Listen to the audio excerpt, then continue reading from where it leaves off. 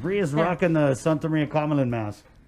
You know, I saw it. I actually saw it on Instagram like weeks ago. I got to get one of those. You know what? I got you one. Don't worry. I got you. Nice. They have it at Payless. And so they sell it originally in a Ganya shopping center. Mm-hmm. And so I tried to go, weeks ago when my son was taking him to class jiu-jitsu. But the timing was like Ganya shopping center closes at a certain time. So I never was able to go by there. And so when I saw it at Payless, I was like, oh, shoot, let me grab. I grabbed like a few. That's cool. Yeah. We didn't mean to do this, but we're wearing like the colorful masks today. Yeah. Hey, good morning, 6:58. Okay, let's just go to the KUN News Zoom room where standing by we have the Guadalupe Press Secretary, Krystal Paco-San Agustin. Morning, Krystal. Pretty sobering conversation with Dr. Peter Lombard. I know you caught that. And with that being said, we're anticipating, thanks to you, an announcement this morning with the governor at a press conference. And I know you put something out yesterday that said the governor's inclined to extend the PCOR1 lockdown. And so we had to bring you on to find out what else you can tell us, just between us. Just between us and the people of Guam, right? No biggie. Good morning, Bree. Good morning, Chris, Jason, and Joser, and the people of Guam. Happy Friday. Today, people are expecting some big news out of Guadalupe, of course. Today at noon, we do expect that existing executive order relative to that stay-at-home order to expire at noon. And so what's going to happen, as I did kind of preview you or tip you off yesterday, was that the governor is inclined to extend that. And that's what's expected to happen today. Governor Leon Guerrero is expected to sign an executive order today at our 11 o'clock press conference, 11 a.m., extending the pandemic condition of readiness 1 status. That's the PCOR1 status, as well as that stay-at-home order that is set to expire at noon. What this new EO would do is extend to September 11 at noon, so 1 week from now. So we're moving week from week. As you know, what we know about coronavirus is it kind of takes 2 weeks for us to see any of the results from the policies that we institute. So we've been about 2 weeks. Today, I think marks 2 weeks of this stricter version of the PCOR1 status. And so hopefully by next week, we can start to see those numbers make a downward trend. And then, as you heard Dr. Felix Cabrera many times on your show, speaking that there's a week lag at the hospital setting. So you can start to see that downward trend 2 weeks after the policies are instituted. And then about a week later, you'll see the hospitals decline. And that's kind of our hope. And that's the kind of presentation you're going to get this afternoon or this morning, 11 a.m. again at our Zoom press conference. Who you can expect in the panel is our governor, of course, Lieutenant Governor Norio. You can expect Art San Agustin, our public health director. You can also expect our Guam Memorial Hospital Administrator, Lilian Perez-Posadas. You can also expect Dr. Felix Cabrera to present on his data.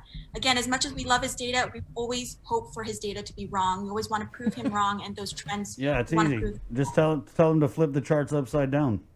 No, but we definitely use his data as a guide, as a measure, as we proceed with our response and how we need to pivot. Because, as you know, it's not a cookie cutter response anywhere. I was seeing a graphic about what Oahu is doing for their stay-at-home status, and it's like no singing, no lying down, no saxophone. Like, wow, no saxophone. So right. I would be very unhappy in Oahu right now with no music, right? So that's what you can expect to happen. Again, those are some of the members of the panel. You can also expect Dr. Jolene again from the Guam Memorial Hospital to be on our panel, and you can ask them all your questions. The people of Guam just want to know what's happening. They want to know how to plan what's next. And in times of uncertainty, even if you can learn how you can plan for the next week, that's some comfort. And so people of Guam, you can expect a stay-at-home order for another week. That's a pretty large panel. Does that mean that we'll get extra questions for each panelist? I haven't asked that yet, but I still think usually it's one question and one follow-up. And that's just for time. Everyone has a lot of meetings to go to. Again, that's our key players in our response efforts, and they have a lot of meetings to go to, a lot of Zoom meetings, of course. I can report out of GMH some good news yesterday. Yesterday afternoon, our DoD medical assignment team started. And so we hope to put something out in the JIC this morning or this afternoon, or maybe even you can get the latest at the press conference. So we have 8 total healthcare professionals that started yesterday. I do have a picture. Lillian sent it to me. And so that's some help for the hospital, because we all know that the hospital needs it. You're probably going to want a census now, Sabrina. As of 5 a.m. this morning, Guam Memorial Hospital's census was 49. So it's pretty crazy. 49, 12 of those are in the ICU, and 10 are on the ventilator. And so the numbers don't lie. If people were wondering what the governor was going to do, I think the numbers kind of speak for themselves. Every night we're seeing at least a 10% positivity rate, especially between just the labs themselves. 10% positivity rate from public health, from Naval Hospital, and also from DLS last night. And so 74 new cases, that's 74 new contact tracing investigations, that's 74 people that'll need to isolate, and then potentially many of those would end up in the hospital or need some type of medical care. And so very disturbing, and we want to try to go towards this downward trend and flatten that curve. How many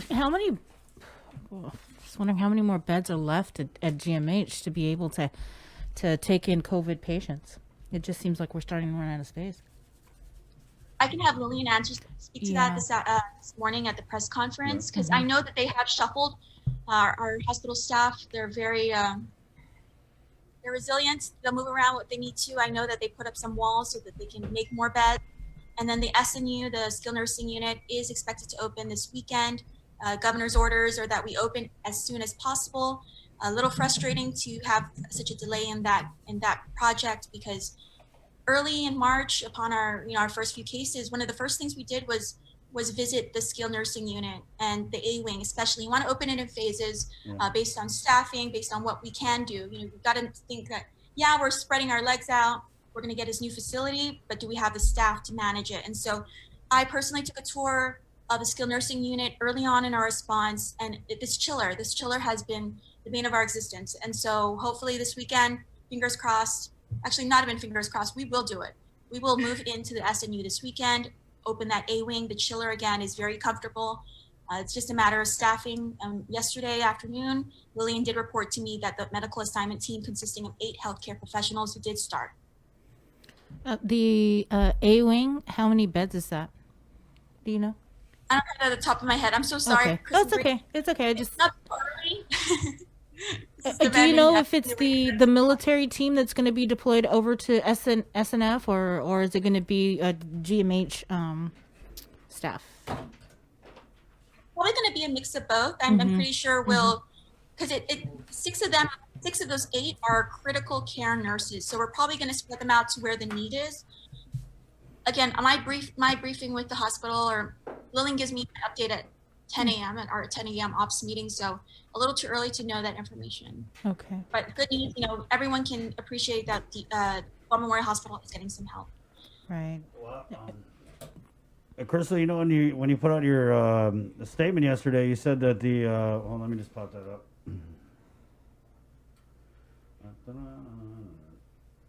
You can confirm that the governor is inclined to extend both her stay-at-home order and Guam's PCOR1 status based on information she'll provide today. Can you tell us anything about that information? I mean, it kind of seems, in just getting the numbers from you, that we've seen the number of patients on ventilators. I mean, it's 10 people on ventilators. Right. So it was, I think, 3 the last time we spoke to Lillian. I can't remember. I know this is pretty significant. This was not double digits last time we spoke to Lillian. And so is that kind of what you're anticipating the governor is going to say, is that, hey, with the hospitalizations, maybe more specifics that are going to justify her decision to extend this lockdown? I mean, along with the test numbers, of course. Yeah. Most definitely. And, we're nightly.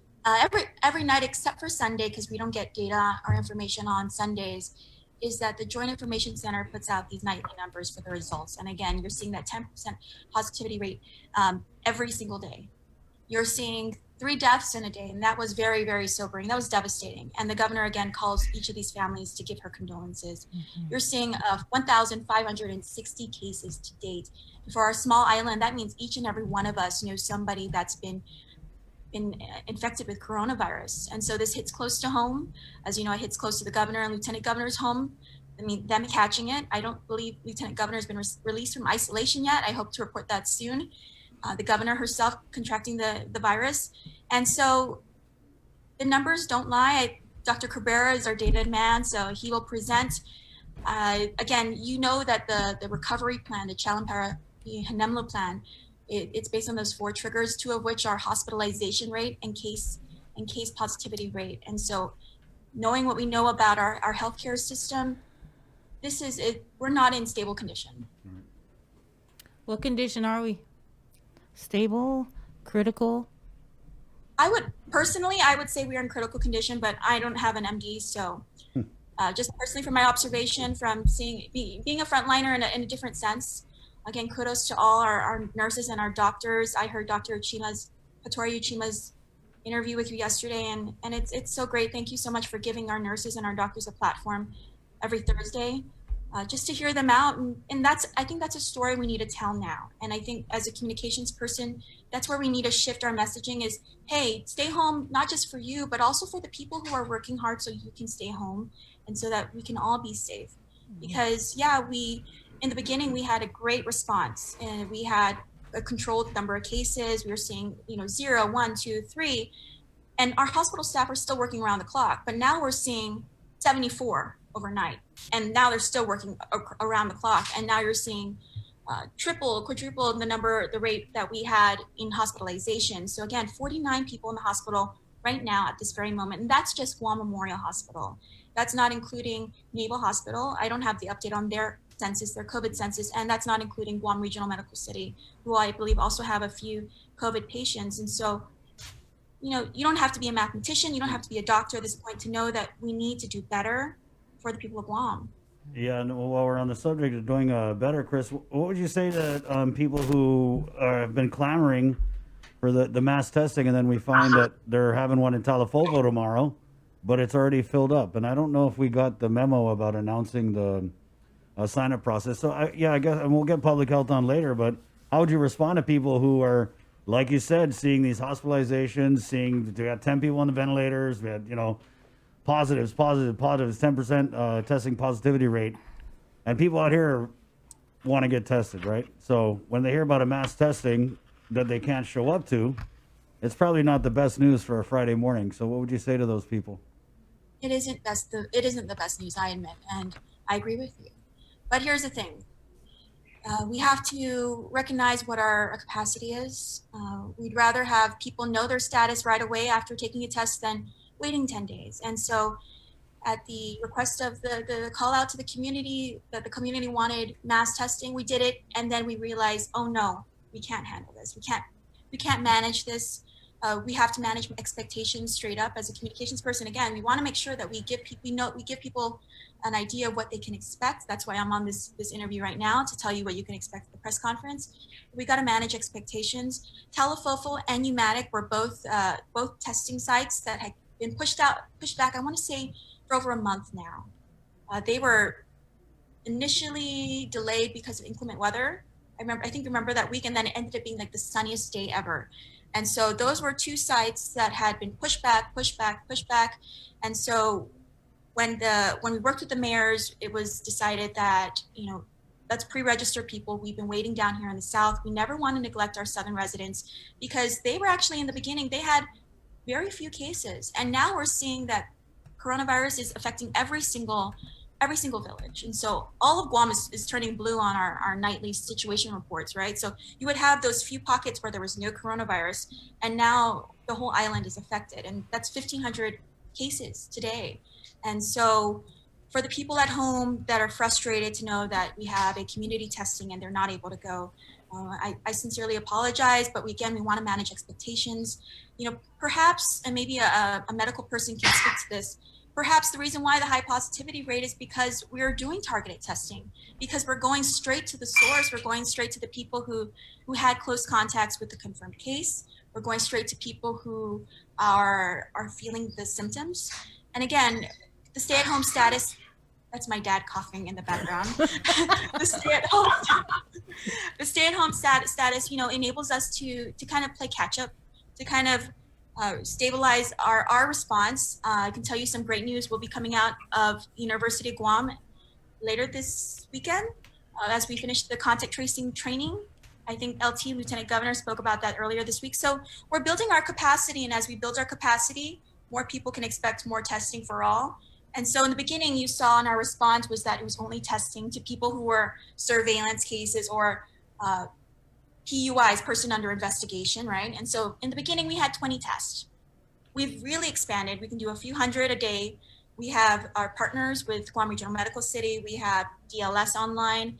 And in addition to public health's ability to test like 300 a day, we also have our private clinics. I know Dr. Wen is on the line too. And so we continue to build capacity, but we also have to be realistic about how pumping out those results. And so now we also saw that as even though we were able to test everybody, then there was a delay in calling back people, because those same nurses that swab you at the community testing, they have to be the one that calls you, because you have to get your results from a nurse. And so as we build capacity, we'll increase and expand testing. So to people of Guam, if you are experiencing symptoms, please call our medical triage, call our 311 hotline, click number 1, speak to a nurse. Or if you're really, really sure you want to get tested, you can call your private clinic and you can work on that too. So again, this Saturday, we do have a testing. It is basically all pre-registered people are ready. Registration has run out. And so 200 people will be tested. We'll see 200 new results. Again, the South has been wanting these testings. These have been delayed for several weeks. I want to just go back to the hospital. Do we anticipate the governor to make any announcements, or the Guam Memorial Hospital make any announcements about moving out a lot of these non-COVID patients out of the Guam Memorial Hospital? Oh, I'm not sure yet. Again, my briefing is after this interview, so okay. If you give me a, okay, we'll so find you out. don't know anything. Okay, but that's never been something that has been discussed. Considering Governor's that always wanted to, KMH has always been our COVID designated hospital, and we realized we need some room, and that's what the SNU is for. And again, we hope to we will be moving into the SNU this weekend. Okay. Do you know how? Okay, you won't know. All right. In terms of the executive order that she's signing at 12 noon, and the PCOR1 extension, is there anything different from the current PCOR1 and the stay-home order? Should we anticipate anything added into this, or is it going to be just the guidelines we're following now? I'm tracking that it'll be status quo. I know last week, we did change things up a bit, and we did open parks and beaches for individual use only. And so that was the biggest change last week. There will be no major changes in the stay-at-home order that's going to extend until next week, Friday. So no major changes. If you're open now, you're able to stay open. If you're closed now, then you have to stay closed. Okay. I don't have anything else. Okay. Thanks, Krystal. Thanks, Chris. See you guys Okay. at 11. See you Right? 11. Yeah. Let us know about those extra questions, because I hate having to try and fit 20 questions into. It's Only funny because you guys have some big ballers in this. Yeah. And I mean, I people we need to understand, talk to. that GMH. people have Zoom meetings, but the accessibility to these. I mean, we get them on the show, of course, but when you put together a big panel like that, I just think it behooves you guys to allow the media the opportunity to ask as many questions as we can. So, well, or at least a couple more questions. Yeah. Right. Hour plus press conference is a little daunting for all of us, especially for the governor who's standing there the entire hour. So thank you for this opportunity, and I'll see you at 11. Okay. Thanks, Chris. Goodbye. 7:16. Let's go to the KUAM News Zoomer. Let's get the governor a chair, though, so we can have a longer press conference. Or just you could ask the governor sorry, all Bree. her questions, Yeah. and then